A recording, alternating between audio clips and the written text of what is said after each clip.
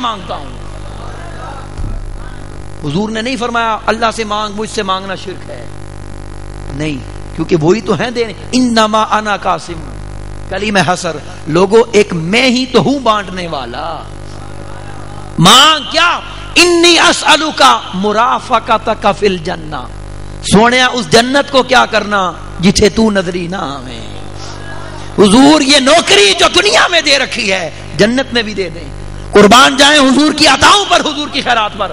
یہ نہیں فرمایا اتنی بڑی چیز، فرماتے ہیں او غیر ذالک، بس یہی چاہیے، کچھ اور بھی تو مانگ، کچھ اور بھی تو مانگ. عاشق نے بھی حد کر دی، ذاکا یا رسول اللہ، حضور آپ مل گئے، کیا مانگوں، سب کچھ خدا سے مانگ لیا، تجھ کو مانگ کر اٹھتے نہیں ہیں ہاتھ میرے اس دعا کے بعد. اب یہ سمجھے بات، یہ حضور کی شان ہے.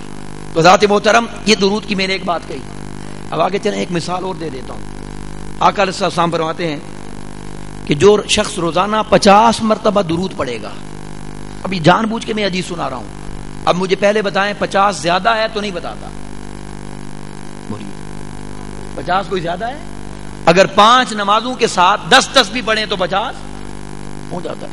بتا دیتا ہوں اس نیت سے کہ مولا توفیق بھی دے دے، اس نیت سے سن لیں.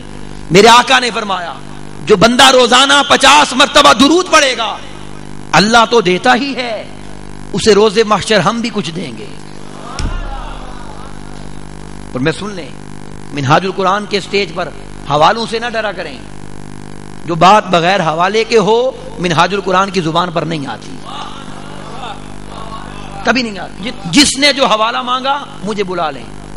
جتنی باتیں کہہ رہا ہوں حوالہ دینے کا میں ذمہ دار ہوں، میں ذمہ دار ہوں. سنیں، فرمایا جو بندہ روزانہ 50 مرتبہ درود پڑھے گا، ہم قیامت کے دن اس سے مصافحہ کریں گے. اب بتائیں کون سا امتی ایسا ہے جس کی یہ حسرت نہ ہو، جس کی یہ چاہت نہ ہو. میرے آقا نے فرمایا تم 50 بار ہی پڑھ لو، ہم تمہیں مصافحے کا شرف دے دیں گے. اب مجھے ایمان سے بتائیں، میں اپنا ایمان کہہ دیتا ہوں، جس کو حضور کا مصافحہ مل گیا اسے دوزخ چھو نہیں سکتی، اسے دوزخ چھو اس. اور میں اگلی بات بھی کہہ دوں، یہ میرا ایمان ہے، اگر حضور کے مصافحے والے کو دوزخ میں ڈال بھی دیں وہ جلا نہیں سکتی، وہ جلا. پوچھیں گے کیوں؟ پوچھو ان صحابیوں سے جنہیں وہ کپڑا مل گیا تھا جسے حضور نے مس کیا تھا. کپڑا مل گیا تھا، بیماری ہوئی، سب صحابہ کو جمع کر کے کہا آؤ گھر میں کھانا بھی کھاؤ، اس کپڑے کی زیارت بھی کرو جو مصطفیٰ سے مس ہوا ہے صلی اللہ علیہ وسلم. کپڑا پیش کر دیا، زیارت ہوئی، چوما جا رہا ہے، سینے سے لگایا جا رہا ہے، آنکھوں پہ لگایا جا رہا ہے. انہوں نے اچانک اٹھا کر تندور میں ڈال دیا. وہ کپڑا اچانک اٹھا کر تندور میں ڈال دیا. صحابہ نے کیا یہ کیا کیا آپ نے؟ انہوں نے کہا ٹھہرو تو صحیح، تمہیں محبوب کی عظمتیں بھی تو دکھائیں، محبوب کی شانیں بھی تو دکھائیں. کچھ دیر بعد کپڑا نکالا، وہ صحیح سلامت تھا. بولیے وہ صحیح. پوچھنا کہ یہ کیا ماجرا ہے؟ صحابی نے کہا جسے کپڑے کو حضور مس کر دیں اسے دوزخ کیا کہہ سکتی ہے؟ آگ مطلب آگ کیا کہہ. اب آپ بتائیں، جس کپڑے کو حضور مس کر دیں اسے آگ چھو نہیں سکتی، تو جو غلام مصافحہ کر لے اسے دوزخ نے کیا کہنا ہے؟ بولی کہہ سکتی ہے کچھ؟ میرا تو ایمان ہے کچھ نہیں کہتی. کیوں؟ کہ منکر ڈرتا ہے، منکر ڈرتا ہے کہ جہنم جلا نہ دے، اور جہنم ڈرتی ہے کوئی عاشق بجھا نہ دے. جہنم ڈرتی ہے کوئی عاشق. یہ 50 بار کا اجر ہے. ایک حدیث پاک سلام کی لے لیں، مسلم شریف، جابر بن سمرہ رضی اللہ عنہ اس کے راوی ہیں. آقا نے فرمایا لوگو مکے کا ایک پتھر ایسا ہے جو ہمیں بھولتا ہی نہیں. اب اس کی تشریح کروں گا سمجھ آئے گی. اب ہمیں جو یاد ہیں ان کو دیکھ لیں. جو ہمیں یاد ہے پتھر کعبہ شریف، حجر اسود، مقام ابراہیم، حتیم، مطاف، صفا مروہ، مینا، مزدلفہ، عرفات، اس میں سے کوئی نہیں. یہ تشریح اس لیے کر رہا ہوں کہ ہمیں ان کے سوا یاد کوئی نہیں، اور حضور کو وہ بھولتا ہی نہیں. اب سمجھ آئے گی یا نہیں؟ حضور وہ کیسا پتھر ہے؟ فرمایا اس کی نشانی یہ ہے کہ اعلان نبوت سے بھی پہلے ہمیں سلام کرتا تھا. اب مجھے بتائیں اعلان نبوت سے پہلے سلام کیوں کرتا تھا؟ اعلان تو ہوا ہی نہیں. یہ مولوی صاحب کتابوں میں لکھ دیتے ہیں 40 سال تک نہیں تھے. استغفر اللہ. ان مولویوں کو نہیں پتا، ان سے تو وہ پتھر بہتر ہے. اگر اس نے بندے کو ہی سلام کرنا ہوتا تو ہر کسی کو کرتا. اس پتھر کو اللہ نے سمجھ دے دی کہ اعلان جب مرضی ہو، ہیں تو روز اول سے نبی، ہیں تو روز اول سے نبی. اس پہ میں دلیل دیتا ہوں. اب سن لیں، اگر پتھر سلام کرے تو حضور اسے نہیں بھولتے. تو جو غلام ساری زندگی مصطفیٰ جان رحمت ولاکھو سلام، یا نبی سلام علیکہ، الصلاۃ والسلام علیکہ یا رسول اللہ کے نعرے لگاتا جائے، اگر وہ سلام کرنے والے پتھر کو نہیں بھولتے تو سلام کرنے والے غلام کو کیسے بھولیں گے؟ اب سن لیں. اب اگلی بات آپ سوچ سکتے ہیں پھر کئی لوگ کیوں نہیں کرتے، اس کا جواب بھی دیتے. ان سے جھگڑا نہ کریں، وہ قابل رحم ہے. جو نہیں کرتے وہ قابل رحم ہے. کیوں؟ اللہ نے ایک میرٹ بنایا ہے. اللہ نے میرٹ بنایا ہے کہ مصطفیٰ کسے بھولے اور کسے نہ بھولے.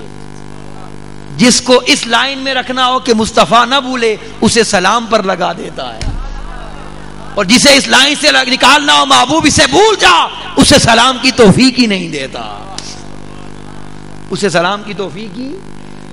میں نے ایک بات کہی تھی، اس پر میں جملے کچھ کہہ دیتا ہوں کہ حضور سب سے پہلے نبی. میں نے جو کہا اس پہ جملہ سن لیں، بڑی خاص بات ہے، توجہ سے سن لیں. جب آقا علیہ الصلوۃ والسلام نے فرمایا کہ جمعے کا دن عید ہے تو پوچھا حضور کیوں، وجہ کیا ہے، سبب بتا دیں. فرمایا فیہ خلق آدم، کیونکہ اس دن آدم کی تخلیق ہوئی.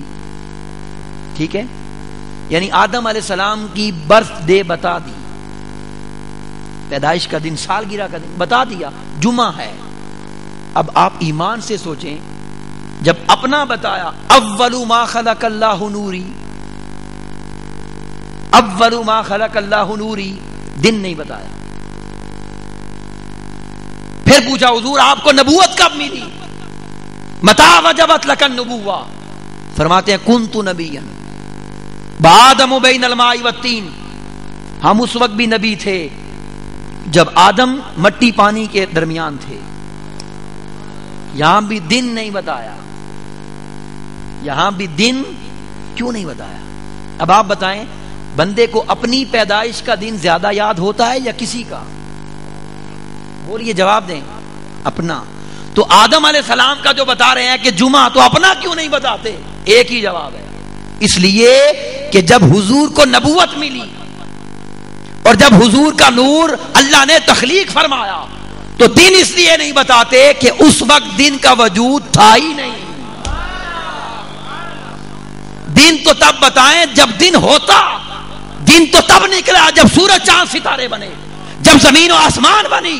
اور ادھر تو شان یہ ہے، وہ جو نہ تھے تو کچھ نہ تھا، اور وہ جو نہ ہو تو کچھ نہ ہو، کیونکہ جان ہے وہ جہان کی، جان ہے تو جہان ہے. جان ہے تو میں سب سے پہلے ہمارا نور بنا. یہ کن فیکون تے کل دی گل، کن فیکون تے کل دی گل. کاش کہ یہ سمجھ آ جائے، کاش کہ یہ سمجھ آئے. حضرات محترم، یہ پیغام ہے درود و سلام کا. اب یہاں ایک دنیاوی بات کر دیتا ہوں، یہ آپ کو یاد بھی رہے گی اور میرا پیغام بھی پہنچ جائے گا. آپ کو یاد رہے گی. یہ جو مجنو نام سنا ہے آپ نے کہ نہیں؟ مجنو سے کسی نے پوچھا تھا، مجنو صاحب کوئی تھوڑا سا قرآن تو سناؤ. انہوں نے قرآن مجید کی ایک آیت پڑھی مجنو صاحب نے، اور آدھی پڑھ کے رک گئے، آگے نہیں پڑھا. دوسری بار بھی وہیں رک گئے، تیسری بار بھی اسی لفظ پہ رک گیا. لوگوں نے پوچھا اس سے آگے کیوں نہیں جاتے؟ اس نے کہا میں مجنوں ہوں اور میرا سبق یہاں ختم ہو جاتا ہے. میرا سبق یہاں. اب پتہ ہے وہ کون سی آیت تھی؟ وہ 15ویں پارے کی پہلی آیت تھی. اور وہ پتہ ہے کیا پڑھتا تھا؟ سنیں، سبحان الذی اسرا بعبدہ لیلا. یہ بات سمجھنے والی ہے. سبحان الذی اسرا بعبدہ لیلا. اس نے کہا آگے چل. اس نے کہا مجنوں کا سبق لیلا سے آگے نہیں جاتا. اب میرا جملہ سن لیں, کاش ہمیں مجنوں جیسی غیرت ہی مل جائے. جدھر میں آپ کو لانا چاہتا ہوں, کاش ہمیں مجنوں جیسا عشق ہی مل جائے. کاش ہمیں مجنوں سے عشق